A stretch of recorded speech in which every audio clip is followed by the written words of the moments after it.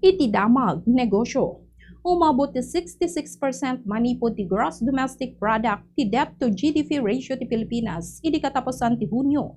Kangatuan ti uneg ti 20 ket 2 tawen ken nangatngato iti 65.2% idi Marso. Kapuday ta umabot yan ti record a 19.07 trillion pesos ti utang ti national government.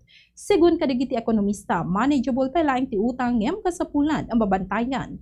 Dagkel tinagbalin nga epekto tinabuntog apan nagduras ti ekonomiya agraman ti 2.3% GDP growth iti may kadwa quarter. Tanong amin dumuras ng umatumet ti debt to GDP ratio. Ti sukat ti piso, kadagiti foreign currencies may basar ti closing transactions ti Bangko Sentral ng Pilipinas ken Bankers Association of the Philippines idi Biyernes, August 7, US dollar 60 pesos and 90 centavos. Singapore dollar 47 pesos and 30 centavos.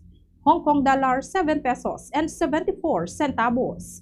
Euro 69 pesos and 95 centavos. Ken Saudi Arabian Rial 16 pesos and 17 centavos. Mapatapat nga oil price rollback into Martes, August 11, 2026.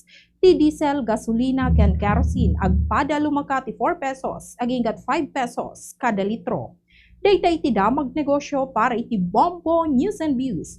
Data ni Bombo Juna Arizabal Alcartado, and this is Bombo Radio Philippines, the #1 radio network in the country. Your trusted source of news and information. Basta Radio Bombo.